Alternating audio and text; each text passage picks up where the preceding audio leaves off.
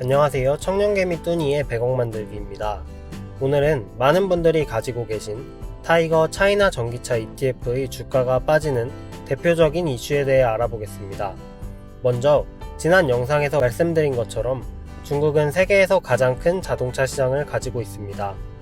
전 세계 자동차 수요의 33%가 중국에서만 발생할 정도로 매우 큰 규모이며 다른 선진국과는 다르게 자동차 보급률이 1000명당 173대로 매우 낮은 편에 속하기 때문에 중국 내 자동차 시장의 확대는 당연한 결과라는 것을 아무도 부정하지 않습니다.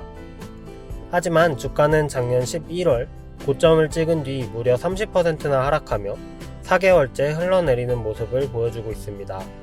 그 이유는 여러 가지로 손꼽히고 있는데요. 첫 번째 이유는 전기차 섹터의 대표 기업인 CATL의 독과점 이슈로 인한 주가 하락입니다. CATL은 작년 중국 전기차 분야 전 종목 폭등을 이끌어간 대표 종목입니다. 전기차 분야 완성차 1위 기업인 테슬라와의 협업과 함께 중국 내 점유율 50% 이상을 차지한 데다가 배터리 분야의 세계적인 기업인 우리나라의 배터리 제조 3사의 영업이익률은 LG 에너지 솔루션이 5%, 삼성 SDI가 1%, SK온은 적자를 기록한 데 반해 CATL은 무려 13%를 기록하며 배터리를 수익 모델로 이미 자리를 잡았다는 것을 보여주었습니다.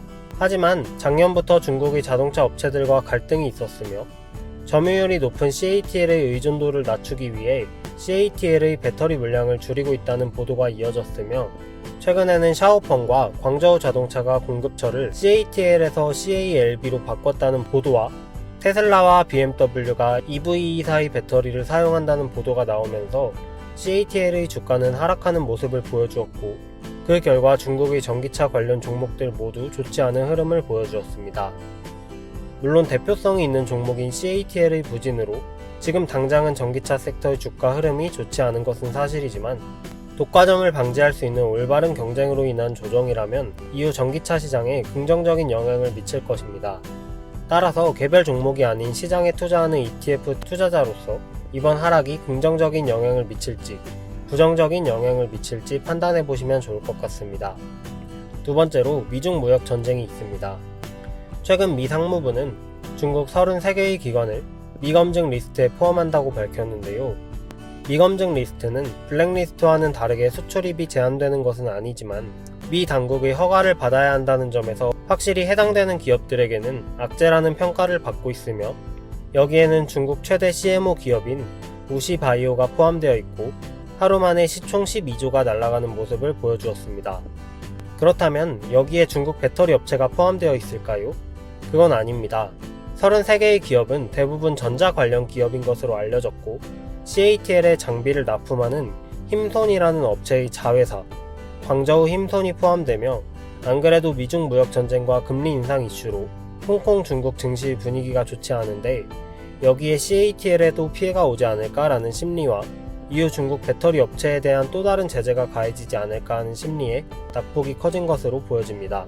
하지만 지난 영상에서 말씀드렸다시피 CATL은 자국 내 매출이 75%이며 다른 전기차 관련 업체들 역시 14억 인구를 바탕으로 내수를 주력 시장으로 활동하고 있습니다. 따라서 이번 하락은 불확실성으로 인한 하락으로 판단되며 이후 상황을 지켜봐야 할 것으로 생각됩니다.